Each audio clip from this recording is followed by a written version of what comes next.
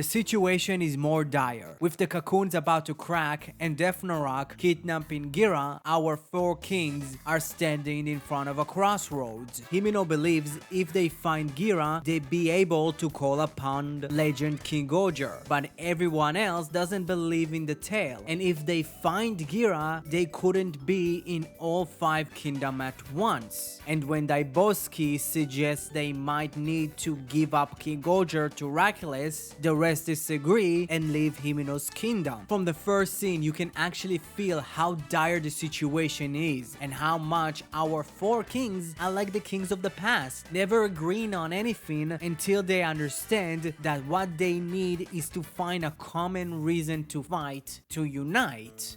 It was great to learn about the past kings, and understanding that they were also not fully united is something that I didn't expect to learn. So probably this team would be different from the rest and actually find some sort of a actual common bond, in exception of wanting to defend Terra and their duties as King-Ohger. And when the time arrived and the cocoons were about to crack, all 4 kings decided to give up, to evacuate all of the residents of the kingdom and leave to fight for another day, until their retainers stopped them from doing that. Gira's speech resonated with them. They tell them all that they need to fight, not only because they're kings, also because this is what Gira would have done. I absolutely love those scenes, in particular how the way that each retainer tell their kings to not give up and continue fighting.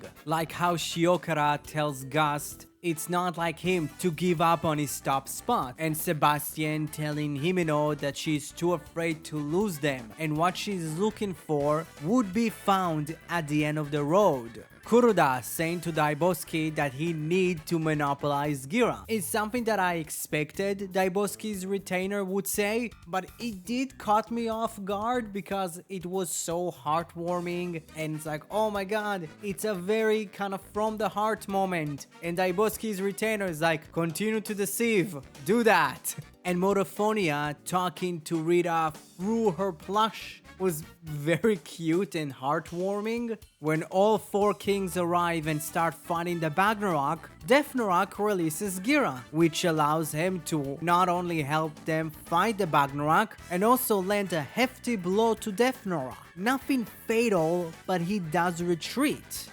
Really cool fight scene.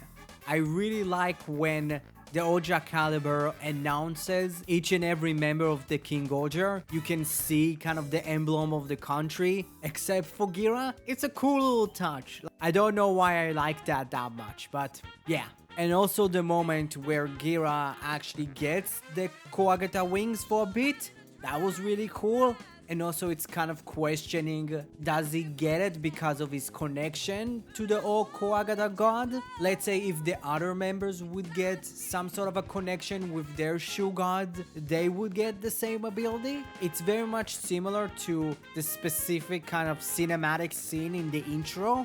Maybe it's alluding to that. I don't know, but it looks really cool. All 4 kings recognize Gira as a true king, and with the help of the 3 guardian gods, they call upon legend King-Ohger, where they bring all of the Bagnarok from each and every country to one place to defeat them. Hercules takes the victory for himself, and from what it looks like, there is going to be a new character added to the tale. So as the story goes. What a great ending for this small arc of 10 episodes that, in my opinion, was brilliantly split up in 2 halves. The first half is Gira's interaction with all 4 kings and Hercules, and pretty much their interaction with each other as well, leading up to Gira's trial, the revelations of Gira's past, and the 5 members of the team piloting King-Ohger, while this arc very much revolved around the reaction of the revelations of Gira's past, which kind of climaxed in the duel between Hercules and Gira, which in the end fully climaxed with the formation of legend King-Ohger. Our next arc is probably going to be surrounding the 6th Ranger and maybe showing us how much the humans and the Bagnarok aren't that different. So yeah, what you thought about this week's King-Ohger? Comment below, let me know. Thank you very much for watching. Subscribe to my channel if you didn't. Have a great rest of your day.